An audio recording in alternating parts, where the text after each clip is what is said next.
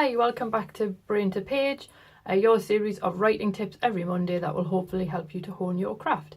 Last week we talked about how to use dialogue to show and not tell, and this week is going to be a really super short video on how to make dialogue sound more natural. Now, I really struggled with dialogue when I first started writing. Everybody sounded like a version of me. And ideally, the general rule of thumb is if somebody can read your dialogue and know who's speaking without having to put in speech tags, you're on to a winner. Now, I've got two little things that you can try to help hopefully make your dialogue sound a little bit more natural. The first of these is go out somewhere with a notebook or a laptop, whichever.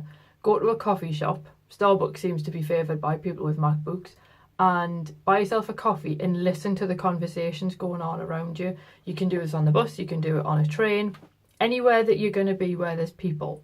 And listen to how people talk to one another. It's particularly useful if, say, you write young adult, you might want to go and sit next to a family and listen to how teenagers speak.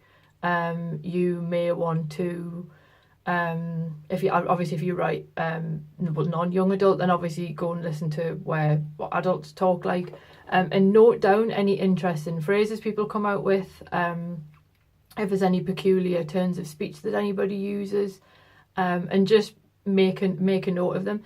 The first video that I did, the personality quirks one, I recommended that you build up a list of like cool personality quirks that people have that you know. Do the same with dialogue. Now, you're probably never going to use that particular line of dialogue in your writing, but you can listen to how somebody phrases something, and then you already know it sounds like a real person because a real person said it. So that's job number one. So basically eavesdrop.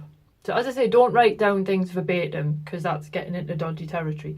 But, you know, any little odd snippets that you go, oh, that's really interesting, note them down.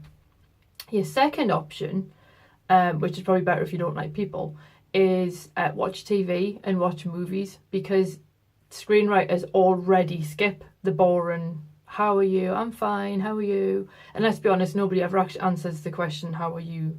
Honestly, I mean, I do, just to annoy people, but anyway, it's a side issue. So what I would recommend is if you watch a movie, people already speak in a slightly more, efficient fashion. So the boring parts have already been cut out, because remember, as Hitchcock said, drama is just life with the dull parts cut out. So no matter what genre you're writing, have a look at films in that genre and see how people talk. One other thing that cropped up, a friend of mine asked me a question the other day, and he said, when you write dialogue, do you use contractions? And a contraction is just where I have becomes I've, I will becomes I'll. And the answer is it depends. And this is what you need to bear in mind as well. If you're writing historical fiction, or you have a particularly well-educated, well-spoken, articulate character, your character probably won't use contractions. They will say I have, I will, I do not, and that kind of thing. I shall.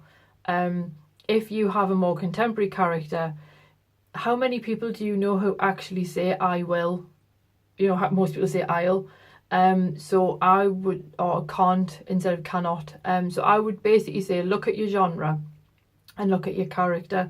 And this is all the kind of stuff that you can iron out when you first come up with who your character is. Think about how they're going to talk. So again, if you think, you know, my character's a dashing country gentleman in 1815, would Mr. Darcy say that? Yes, then you're probably good to go. If not, consider something else. So bear in mind the time in which your story's set and the educational background of your character.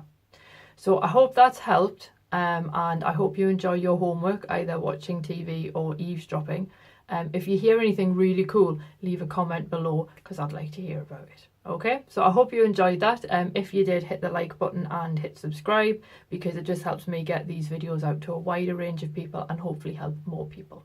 Okay, so I will see you next week, and leave me a comment if there's anything specific that you'd like to see. But in the meantime, have a fantastic week, and I'll see you next week. Bye bye.